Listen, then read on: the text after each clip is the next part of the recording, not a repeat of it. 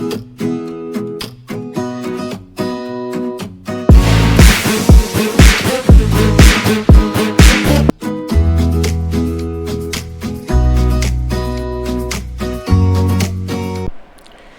सभी का स्वागत है मेरे YouTube channel mountain Heights pro में।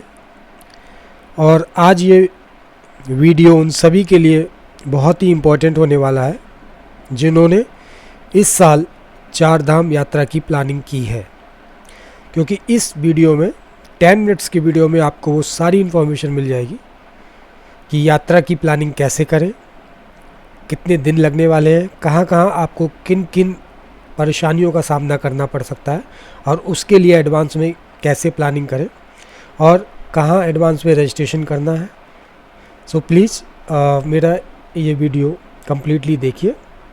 और जिन लोगों ने अभी तक मेरे चैनल को सब्सक्राइब नहीं किया है माउंटेन हाइट्स प्रो, प्लीज़ मेरे चैनल को सब्सक्राइब कर लीजिए। दोस्तों, 4 धाम यात्रा प्रारंभ हो चुकी है। गंगोत्री और यमुनोत्री जी के कपाट खुल चुके हैं 22 अप्रैल को। केदारनाथ जी के 25 अप्रैल को कपाट खुलने वाले हैं और बद्रीनाथ जी के 27 अप्रैल को कपाट खुल जाएंगे। अब जिन लोगों को 4 धाम यात्रा करनी है, पहले उन्हें ये समझना होगा कि 4 धाम यात्रा का रूट क्या होता है, रास्ता क्या होता है। तो ऋषिकेश बेस पॉइंट है, हमें ऋषिकेश तक पहुंचना है और ऋषिकेश से 4 धाम यात्रा आरंभ होती है। और नॉर्मली जो ट्रेडिशनल रूट है उसमें सबसे पहले यमुनोत्री जी के दर्शन होते हैं, यमुनोत्री जी के बाद गंगोत्री जी, फिर केदारनाथ जी और सबसे अंत में बद्रीनाथ जी। ऋषिकेश से यमुनोत्री लगभग 230 किलोमीटर्स है। यमुनोत्री का जो ट्रैक स्टार्ट होता है उस जगह का नाम है जानकी छत्ती। तो बेसिकली ऋषिकेश से जानकी छत्ती तक जाना है आपको अपने व्हीकल से, और जानकी छत्ती से यमुनोत्री के लिए, यमुनोत्री मंदिर के लिए ट्रैक स्टार्ट होगा जो अप्रॉक्सीमेटली 6 किलोमीटर्स का ट्रैक है। एक मॉडरेट लेवल ट्रैक है।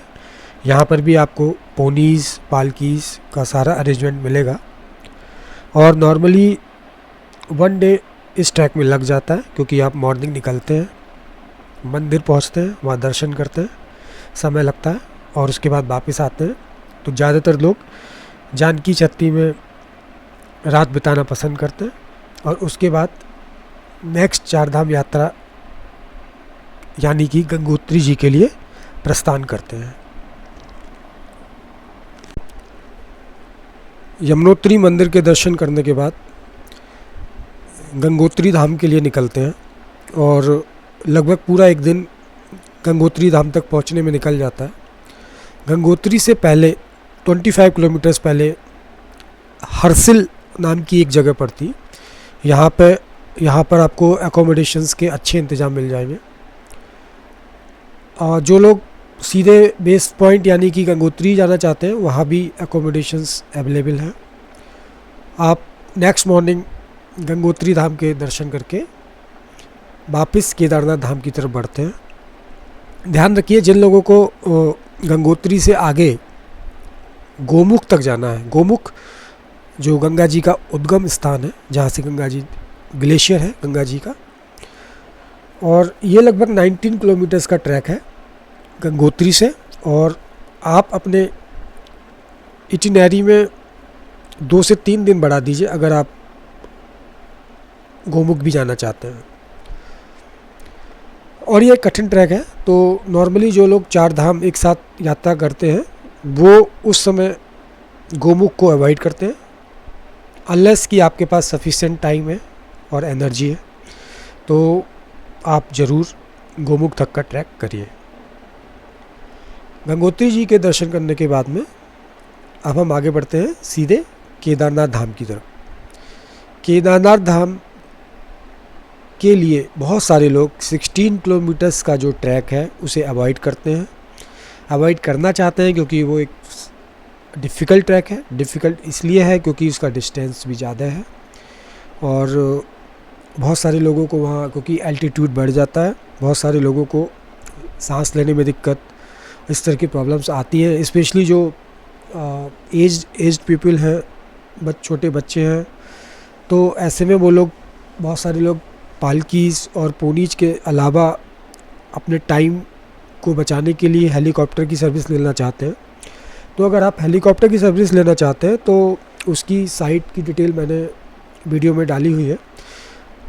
ये IRCTC पे हेली बुकिंग करी जा सकती है और इसमें बेसिकली आपको 6 डेज़ का एवरेज दिया गया है। यानी कि मान लीजिए फॉर एग्जांपल अगर आप 5 मई की एक टेंटेटिव डेट रखते हैं कि भाई मैं 5 मई को मुझे हेलीकॉप्टर चाहिए, लेकिन आप हो सकता है कि वहाँ 2 दिन पहले पहुँच पाएँ या 2 दिन बाद पहुँच पाएँ, तो वो जो 5 दिन 6 दिन है वो आपको एक लेवरेज दिया गया कि ठीक है 5 तारीख दिया गया है तो 3 दिन पहले तक भी आप पहुँचे तो भी आपको बुकिंग मिल जाएगी और 2 दिन बाद तक भी पहुँचे तो भी आपको बुकिंग मिल जाएगी। केदारनाथ बेस कैंप के लिए 3 स्थानों से हेलीकॉप्टर सेवा प्रारंभ होती है। सबसे पहले गुप्तकाशी से। गुप्तकाशी लगभग 28 किलोमीटर्स पहले गौरीकुंड से पड़ जाता है। गौरीकुंड बेस पॉइंट है केदारनाथ यात्रा का, जहाँ से ट्रैक स्टार्ट होता है।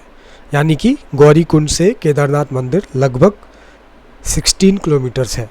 ऑफिशियली 14 किलोमीटर्स बोलते हैं, बट मेरा जो एक्सपीरियंस है मुझे लगता है कि ये लगभग 16 किलोमीटर्स है। जिन लोगों को समय बचाना है और हेलीकॉप्टर यात्रा करनी है उनके लिए गुप्तकाशी एक अच्छा ऑप्शन है, क्योंकि आप 28 किलोमीटर पहले ही आपको हेलीकॉप्टर मिल जाता है। 7,740 रुपये दोनों तरफ का राउंड ट्रिप फेयर है पर पर्सन गुप्तकाशी से केदारनाथ बेस कैंप का। इसके अलावा 2 और भी स्थान हैं, सिरसी और फाटा। फाटा लगभग 10 किलोमीटर और आगे है गुप्तकाशी से, तो यहाँ से भी आपको हेलीकॉप्टर सेवा मिलती है। 5,500 रुपये राउंड ट्रिप फेयर है। लेकिन मेरा मानना यह है कि जो लोग भी केदारनाथ यात्रा करना चाहते हैं, सक्षम हैं, सामर्थ्य हैं, वान हैं, फिजिकली फिट हैं, तो जो लोग भी पैदल यात्रा कर सकते हैं वो ये कोशिश करें कि वो पैदल ही यात्रा कंप्लीट करें, क्योंकि पैदल यात्रा का एक अपना ही आनंद है। आप चारों तरफ की प्रकृति का आनंद लेते हुए यात्रा करते हैं और अंत में दर्शन करते हैं, सारी थकान दूर हो जाती है। लेकिन पैदल यात्रा करने वालों के लिए एक परेशानी ज़रूर आती है, वो ये है कि अगर भीड़ ज़्यादा होती है तो जब हम केदारनाथ मंदिर पे पहुंचते हैं तो वहाँ प्रथमतः तो दर्शन में हमें देरी होती है। उसके बाद जब हम वापस आते हैं गौरीकुंड तक, तो गौरीकुंड से सोनप्रयाग के लिए लोकल टैक्सीज़ मिलती हैं, वही लेनी पड़ती हैं। तो उसको लेने के लिए भी एक लंबी लाइन लगी होती है और वहाँ भी आपको 1 से 2 घंटा कतार में खड़ा रहना पड़ सकता है। तो काफ़ी मुश्किल हो जाता है जब हम ऑलरेडी बहुत थके हुए होते हैं, पूरा ट्रैक हमने पैदल किया होता है और वापस आ रहे होते हैं, और उसके बाद में गौरीकुंड में भी 1-2 घंटे खड़े रह के वेट करना, वो एक चैलेंजिंग हो जाता है। बट इसके बाद हमारी यात्रा समाप्त होती है, हम गौरीकुंड से सोनप्रयाग पहुंचते हैं, तो हमारी केदारनाथ जी की यात्रा संपन्न होती है। और केदारनाथ जी की यात्रा के बाद हम आगे बढ़ते हैं बद्रीनाथ जी यात्रा के लिए। बट यहाँ पे मैं 2 पॉइंट और बताना चाहता हूँ कि गौरीकुंड तक पर्सनल व्हीकल अलाउड नहीं है, क्योंकि रश बहुत होता है। तो सोनप्रयाग तक ही पर्सनल व्हीकल्स अलाउ किए जाते हैं। वहाँ पे पार्किंग काफ़ी बड़ी पार्किंग है, तो पार्किंग में कोई प्रॉब्लम नहीं आती है। कई बार पार्किंग फुल हो जाती है, अगर बहुत ज़्यादा ही रश हो जाता है तो सोनप्रयाग से भी पहले रामपुर तक ही रोक दिया जाता है और वहाँ पर ही पार्किंग मिल जाती है। गौरीकुंड से गौरीकुंड तक जाने के लिए, सोनप्रयाग से गौरीकुंड तक जाने के लिए लोकल टैक्सीज ही लेनी पड़ती हैं, जिसके लिए भी लंबी लाइन लगती है। तो ये 2 हेक्टिक चीज़ें हो जाती हैं कि जब आप स्टार्ट करते हैं और अगर आपने लेट स्टार्ट किया तो आपको एक लंबी लाइन मिलती है लोकल टैक्सीज़ के लिए, जो आपको गौरीकुंड तक छोड़ती है। 4 किलोमीटर का ये रास्ता है सोनप्रयाग से गौरीकुंड। और फिर वापसी में दोबारा वही चीज़ कि गौरीकुंड से सोनप्रयाग के लिए लोकल टैक्सी लेनी पड़ती है और फिर एक लंबी लाइन लगती है। तो यहाँ पे आप जितनी जल्दी निकलेंगे सोनप्रयाग से, यानी कि मॉर्निंग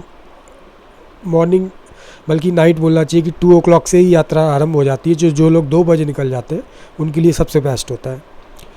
और वापसी में तो फिर आपको रश मिलता है। केदारनाथ जी की यात्रा के बाद हम बढ़ते हैं आगे बद्रीनाथ धाम की तरफ। रास्ता बहुत ही अच्छा, बहुत ही प्यारा, मनोहर वादियों का दृश्य आपको मिलेगा।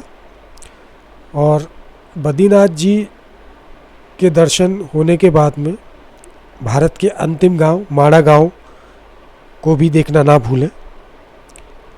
बद्रीनाथ जी में भी अकोमोडेशंस के अच्छे इंतज़ाम हैं, पर अगर आप वहाँ ना रुकना चाहें तो वहाँ से पास में ही पांडुकेश्वर जगह है, वहाँ पे काफ़ी होटल्स हैं। इस तरह से आपकी यात्रा संपन्न होती है। आप यात्रा करने से पहले वेबसाइट पे रजिस्ट्रेशन ज़रूर करा लें। वेबसाइट का नाम है registration&touristcare.uk.gov.in। लिंक मैंने अपने वीडियो में भी दिया हुआ है। साथ ही इस बार उत्तराखंड सरकार ने एक ऐप भी अनाउंस किया है। इस मोबाइल ऐप का नाम है टूरिस्ट केयर उत्तराखंड। ये एंड्रॉयड और iOS दोनों पर उपलब्ध है। आप सभी की यात्रा शुभ हो। अपने साथ रेनकोट, ड्राई फ्रूट्स का एक पैकेट और फर्स्ट एड मेडिकल किट ले जाना ना भूलें। आप सभी की यात्रा शुभ हो। धन्यवाद। हर हर महादेव।